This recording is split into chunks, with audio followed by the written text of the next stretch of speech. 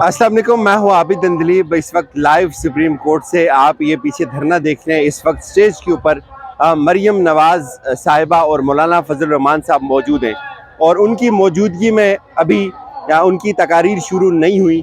उससे पहले ही अगर आपको ये यहाँ से चूँकि वीडियो बन रही है नज़र आए, जो लोग हैं वो वापस जाना शुरू हो गए। एक बात तो ये कि अभी उनकी तकरीर भी शुरू नहीं हुई, लोग यहाँ से वापस जा रहे हैं और बहुत सारे इंपॉर्टेंट सवालात हैं या इसके हवाले से कि धरना है उसके अंदर कितने लोग हैं और ये धरना या कब तक चलेगा, इनकी जो मुज़ाकरात हैं वो होंगे या मुतालबात इनके सुने जाएंगे, उमर अता बंदयाल साहब कब इस्तीफ़ा दे रहे हैं, उससे पहले कुछ सवाल आते हैं। सवाल ये नाजरीन के आम तौर पे जब हम सुप्रीम कोर्ट के अंदर आते हैं, ये सुप्रीम कोर्ट की बिल्डिंग है और सुप्रीम कोर्ट में आने से पहले सुप्रीम कोर्ट तक पहुँचने तक हमें कोई तकरीबन 5 से 6 नाके क्रॉस करने पड़ते हैं और 2-3 जगह ऐसी भी होती हैं जहाँ पे हमें अपनी शिनाख्त करवाना पड़ती है। आज जब मैं यहाँ पहुँचा तो सुबह से कोई शिनाख्त का कोई सिलसिला नहीं था। ये मैं सिर्फ अकेला नहीं हूँ, मैं सुप्रीम कोर्ट के हमारे जो दोस्त हैं बहुत सारे जो खुद एम्प्लॉय हैं सुप्रीम कोर्ट के अंदर, मुलाजमत करते हैं यहाँ, वो भी ये बताते हैं, जिनके पास खुद सुप्रीम कोर्ट का कार्ड है वो ये बताते हैं कि उनको भी आम तौर पर यहाँ पहुँचने के लिए कुछ नाके क्रॉस करने पड़ते हैं, अपनी शिनाख्त करवाना पड़ती है। आज ऐसा कुछ भी नहीं था। आज तमाम लोग यहाँ आ रहे थे और सरेआम आ रहे थे और कोई नाका नहीं था, किसी को नाके के ऊपर चेक करने की कोई ज़रूरत किसी ने महसूस क्यों नहीं की। इससे पहले यहाँ जो भी पब्लिक गैदरिंग होती थी उसके ऊपर पाबंदी लगा दी जाती थी और ये कहा जाता था कि दफ़ा 144 नाफिज है। आज ये मेरे सामने हमारे पुलिस के दोस्त बैठे हुए हैं, तो मैंने इनसे पूछा यार ये FC वाले भी यहाँ बैठे हुए हैं कि PTI कोई गैदरिंग करती है तो उस वक्त आंसू गैस भी उनके ऊपर फायर किया जाता है, उनको डिस्पर्स भी किया जाता है। तो आज ये लोग पूरे रेड जोन की सिक्योरिटी को कंप्रोमाइज़ करके यहाँ पहुँचे हुए हैं। इस वक्त इन्होंने अमली तौर के ऊपर जो जजेस का गेट है उसको बंद कर दिया है। ये जो कंटेनर सामने लगा हुआ है, ये कंटेनर जजेस के गेट के ऊपर लगा हुआ है और जजेस का गेट बंद है। सुप्रीम कोर्ट के जो जजेस हैं वो सुप्रीम कोर्ट के अकबी गेट से गए या जा रहे होंगे या इस वक्त वो इसको इस्तेमाल करेंगे।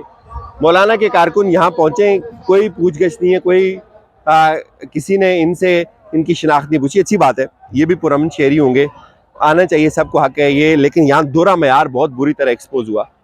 ठीक 2 से 3 दिन पहले कश्मीर हाईवे के ऊपर पुलिस लाइन्स के ऊपर यही पुलिस वाले हमारे दोस्त बुरी तरह शेलिंग कर रहे थे इमरान खान के लोगों के ऊपर और वो चंद एक लोग थे और कहा जाता था कि दफ़ा 144 नाफिज है, लोगों को पकड़ा जाता था, उठाया जाता था। आज हमने अपनी आंखों से देखा जब यहाँ जजेस का गेट फलांगने की कोशिश की गई।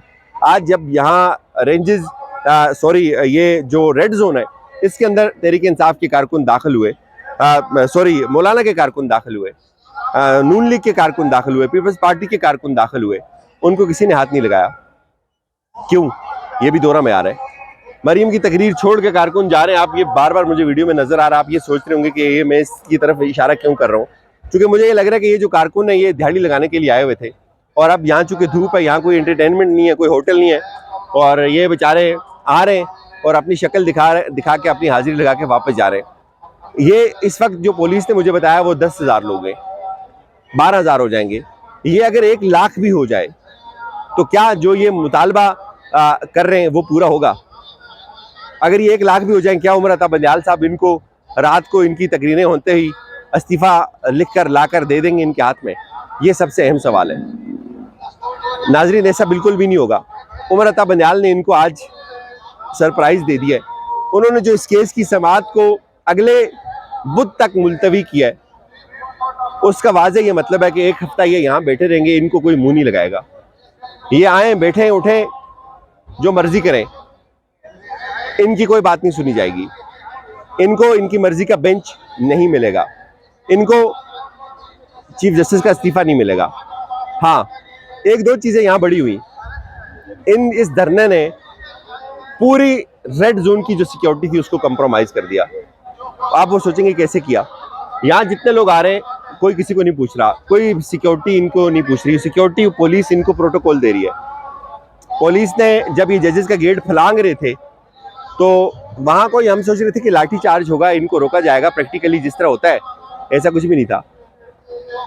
जब ये सरीना चौक से इन्होंने गेट को फलांगा, वो गेट भी बंद हुआ था, तब भी इनको किसी ने कुछ नहीं कहा, किसी ने इनको हाथ तक नहीं लगाया।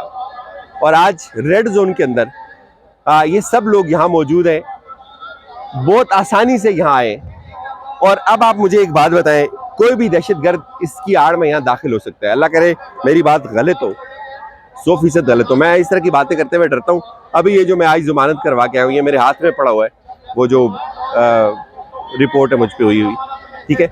तो ये पूरी सिक्योरिटी उन्होंने कंप्रोमाइज कर दी, सारे का सारा हिसास तरीन एरिया है। सिर्फ मौलाना की अना की तस्कीन के लिए, जजेस को नीचा दिखाने के लिए दफा 144 की भी धज्जियां उड़ाई गई। और इस पूरे एरिया की, ये सामने सुप्रीम कोर्ट है, सामने पार्लियामेंट है, इस रोड के ऊपर एम्बेसीज हैं, आगे मेरियट होटल है, पीछे सेरीना होटल है। इस रोड के ऊपर बड़ी और अहम तरीन इमारतें, शाहराह दस्तूर इसको बोलते हैं। लेकिन किसी ने चेक नहीं किया, किसी ने इनसे नहीं पूछा। और आज अगर यहाँ कुछ होगा, अल्लाह ना करे कुछ हो, और इसी को बुनियाद बनाया जाएगा और कहा जाएगा कि मुल्क के हालात अच्छे नहीं है। हालात अच्छे तहरीक इंसाफ के लिए नहीं होते, उनके लिए जलसा जुलूस नहीं होता। यहाँ सब बहुत आसानी से हो रहा है। कोई टीयर गैस नहीं है, कोई लाठी चार्ज नहीं है, कोई वाटर कैनन नहीं है। और वो सामने सरकारी गाड़ियाँ, सरकार के पैसों की गाड़ियाँ इन लोगों को पानी दे रही हैं।